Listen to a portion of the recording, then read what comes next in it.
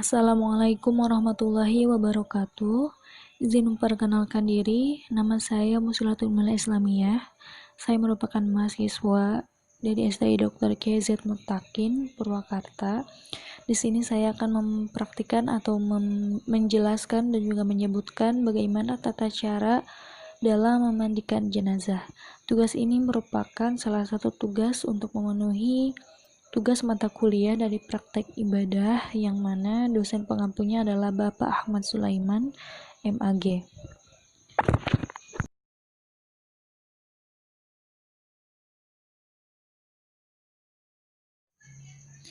Di sini kita akan membahas mengenai poin-poin dalam memandikan jenazah. Yang pertama, seberapa penting sih memandikan jenazah itu? Yang kedua, syarat untuk menjadi orang yang bisa memandikan jenazah itu syaratnya apa saja. Lalu yang ketiga adalah peralatan apa saja yang harus digunakan dalam memandikan jenazah.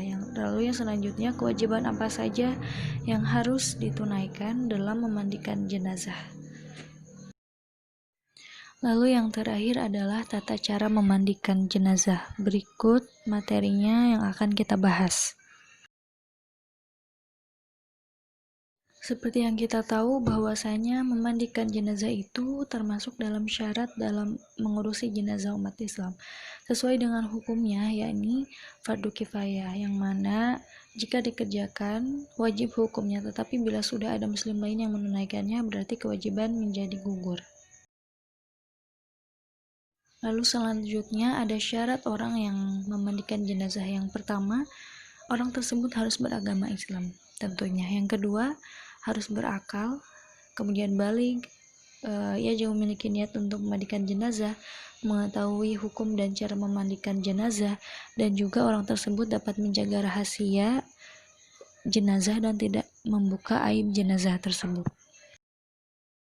Lalu selanjutnya peralatan yang harus ada untuk memandikan jenazah. Yang pertama, tempat untuk memandikan jenazah pada ruangan tertutup. Kemudian yang kedua, air secukupnya. Yang ketiga yang harus disediakan adalah sabun, air kapur barus, dan juga wangi-wangian. Kemudian yang keempat, sarung tangan untuk digunakan dalam memandikan jenazah. Lalu yang kelima, potongan atau gulungan kain kecil-kecil, dan yang terakhir adalah kain basahan, handuk, dan juga sebagainya.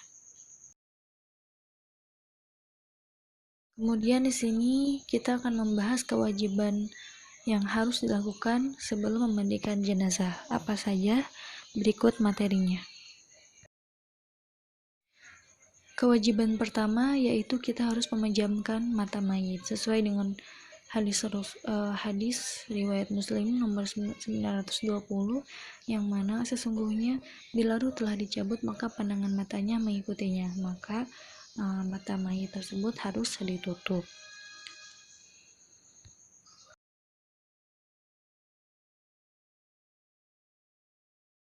Kemudian juga harus ditutup dengan kain. Sesuai dengan hadis dari Aisyah radhiyallahu anha, beliau mengatakan bahwa Rasulullah Shallallahu alaihi wasallam ketika beliau wafat, beliau ditutup dengan kain khibrah, yaitu sejenis kain Yaman yang bercorak. Hadis riwayat Bukhari nomor 5814, Muslim nomor 942. Kemudian kewajiban yang selanjutnya yaitu dianjurkan untuk bersegera mempersiapkan mayit untuk dikubur, seperti yang sudah terdapat dalam hadis riwayat Bukhari nomor 1315 dan Muslim nomor 944, bahwasanya kita dianjurkan untuk menyegerakan menguburkan jenazah. Nah, itu tadi adalah seputar materi untuk memandikan jenazah. Sekarang kita masuk ke tata cara memandikan jenazah. Seperti apa? Langsung saja. Pertama yaitu membaca niat. Niat untuk memandikan jenazah. Untuk jenazah laki-laki, nawaitul ghusla adaan an hadzal mayyiti lillahi ta'ala.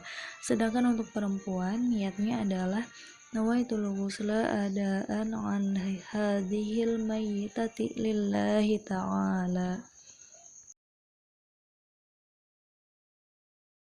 Kemudian yang selanjutnya adalah kita diharuskan untuk melemaskan persendian. Hikmahnya adalah untuk memudahkan dalam memandikan jenazah tersebut.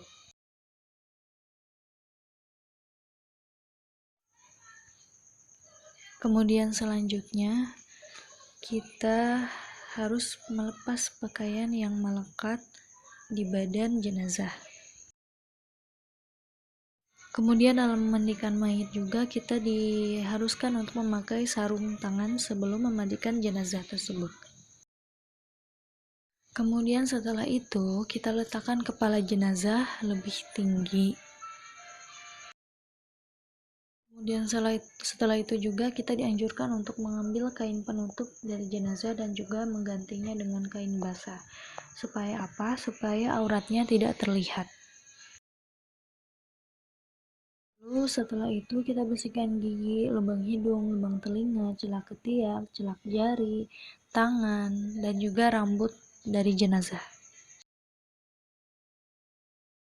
Kemudian tata cara yang selanjutnya adalah kita angkat kepala jenazah sampai setengah duduk. Kemudian kita keluarkan kotorannya dengan cara ditekan perutnya sampai kotorannya keluar.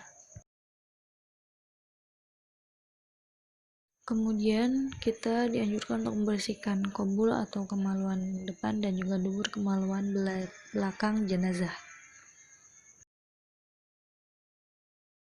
Setelah itu kita basuh badan jenazah mulai dari anggota tubuh bagian kepala ke sebelah kiri. Kemudian menyirami seluruh tubuh dengan membaca niat untuk memandikan jenazah.